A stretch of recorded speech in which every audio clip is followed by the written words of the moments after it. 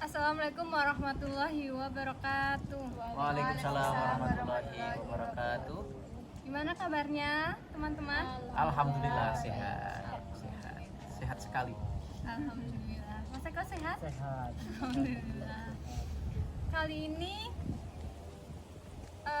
sebelum acara kita mulai, kita perkenalan terlebih dahulu. Tak kenal maka tak sayang. Ya, mungkin biar saling mengenal. Siap, siap. Mungkin dari saya ya, nanti ke kanan apakah terserah. Oke. Perkenalkan, nama saya Tias Vivin Ismawati dari Bejidan Taungsari Pengasuh Kulon Progo. Selanjutnya Saya Vina Putri Diana Warista. Saya Ida Sofan dari Purworejo. Saya Eka Wahyu Wisyanto. Saya Triwantoro dari Magelang. terima kasih sudah kenal semua ya. Oh sudah, Ya. sangat kenal sekali. Sebelum acara dimulai sudah berkenalan, selanjutnya kita berdoa menurut agama dan keyakinan masing-masing. Berdoa dimulai. Berdoa selesai. Terima kasih. Teman-teman, sebelumnya ada yang pernah melakukan bimbingan konseling, bimbingan kelompok? Sudah, sudah sering. Gimana jurusan kita ya? Iya. Iya.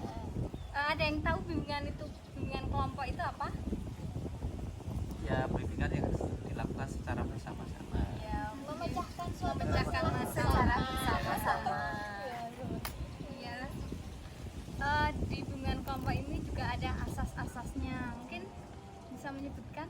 Ada asas kerahasiaan, ada asas sukarela, keterbukaan, mungkin ya. Udah pada paham, udah ngerti semua Ya, ya. alhamdulillah paham. Kadang lupa dikit. Nanti yang temannya saling mengingatkan, oke? Teman-teman, pada sore hari ini saya mengangkat tema dampak COVID-19 pada bidang pendidikan. Mungkin teman-teman merasakan dampak COVID-19 pada bidang pendidikan? sangat merasakan. Sangat merasakan sekali. Menancap di pikiran terus. Iya. Dampaknya apa saja? Saya, jadi Iya, oke. kalau dampaknya menurut saya sangat luar biasa sekali dari begitu. Ya kayak kita sekolah jadi online dari begitu. Tadinya kita guyon bareng sama teman-teman jadi nggak bisa, mungkin cuma WhatsAppan jadi kan begitu. Dan istilahnya gini, sebagus-bagusnya kita komunikasi, tapi kalau kita tidak bisa bertemu itu istilahnya masih kurang. Iya. Kalau kita proses belajar mengajar itu, kalau istilahnya kan online ya, kan online, tapi biasanya online itu kendalanya banyak, Iya. kayak gitu sinyal atau kayak gitu, biasa terutama sinyal.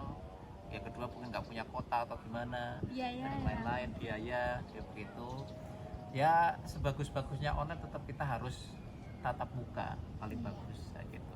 Karena interaksi, karena kita masuk Paling sosial, efektif ya. kan, jadi kita harus saling tatap muka paling efektif. Yang lainnya? Kalau yang saya rasakan sih ada kejenuhan. Iya. Pasti semua orang lah jenuh. Bagi saya sendiri aja yang maksudnya udah dewasa gitu loh, umurnya udah dewasa, apalagi yang masih anak-anak yang Iya. harus Iya, bimbingan betul sekali. dengan orang tua itu loh, yang kelas 1, 2, 3. Nah, Iya. itu kan kemarin ada kebijakan dari pemerintah dari pukul 8 ya kalau nggak salah, Iya. sampai pukul 10 itu ya Belajar harus di belajar TV. lewat televisi. Iya, di TVRI. Itu yang saya rasakan itu, Yang adik belajar saya sendiri ya itu jenuh, jadi dia udah mulai aku bosan Males. gitu, aku bosan. Jadi kayak buru-buru ganti channel ya. Iya. Kan biasanya kalau jam-jam segitu ada film-film Iya, kartun ya. kartun. Nah, itu jadi harus fokus sama belajar, terus itulah kejenuhan. Mungkin Iya. Mas Ada yang lain teman-teman? Iya.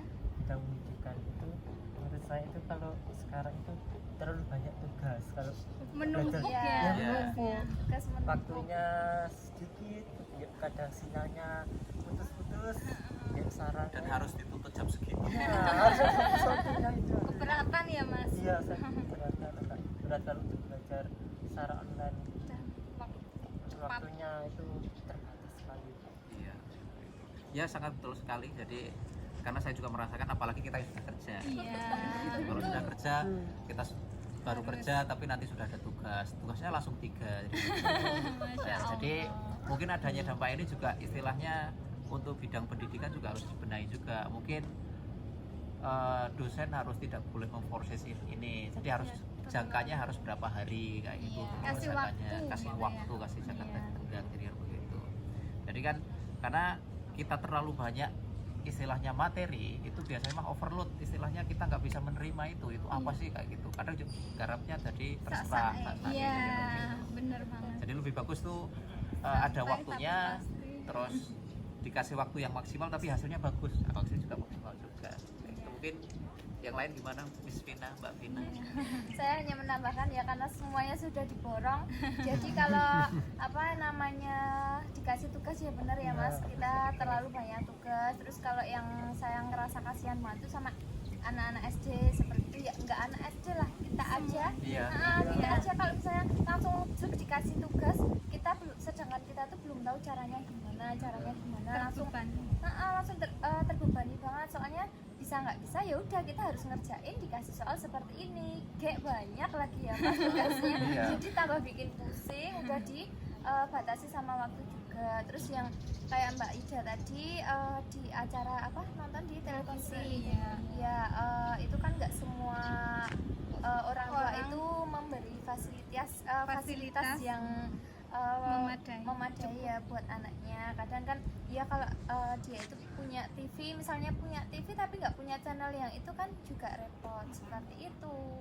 Kadang juga itu loh, kalau orang tuanya mau bekerja ya, kan jam 8, 9, 10 itu Waktunya orang bekerja. tua, iya, bener banget. Kalau orang desa kan paling dia ke sawah atau kemana gitu, Iya, kan bener. jadi terganggu. Terus harus ada yang fokus. mendampingi kan kalau masih anak. Ya, kadang juga ada kasus yang anak itu sampai nangis loh Mbak, soalnya dia itu kan ngerasa aku tuh belum bisa ngerjain ini, tapi aku udah dapat soal kayak gini dan harus dikumpulkan pada jam segini. Terus saya gimana caranya bisa ngerjain ini? Dia cuma bisa nangis sama orang tua seperti itu. Kalau kita tatap muka sama guru kan paling tidak kita itu bisa, kalau misalnya kita diajarin seperti ini kita belum tahu, kita bisa bertanya. Kalau di rumah caranya seperti itu kita mau tanya sama siapa?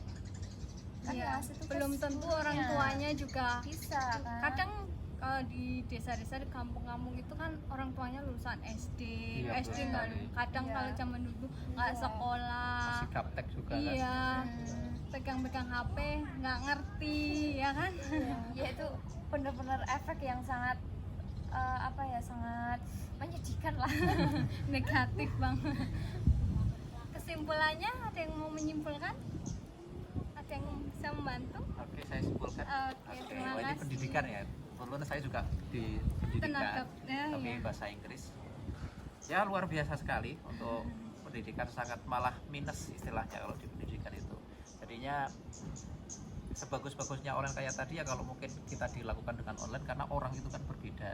Mungkin keluarga ya saya mungkin istilahnya mampu, yang lain istilahnya belum mampu, belum punya alat komunikasi ya gitu kan. Merubah itu kan kemarin kan sangat singkat sekali. Oh sekarang tidak boleh ini, kita belajar yang singkat. Ya itu kalau orang yang punya itu bisa langsung beli alat komunikasi, handphone. Kalau orang yang tidak mampu istilahnya, ada orang tidak mampu harus beli handphone, belajarnya online, padahal tidak ada pendapatan karena ada corona, itu kan sangat menyedihkan sekali. Nah itu walaupun itu harus mungkin daerahnya masing-masing, mungkin pemerintahnya harus buka sih, jadi begitu. Tapi tidak, itu perlu proses juga kayak begitu. Jadi intinya yang paling harus kita lakukan itu harus bersabar tapi harus berusaha. Berusaha, Gitu. iya. Bersabar itu harus tiduran jangan, kita harus berpikir. Jadi Jangan begitu. sampai Ya, kita intinya bersabar. malas-malasan. Terima kasih Mas Tri, tepuk tangan buat kita semua. Terima kasih teman-teman, waktunya sudah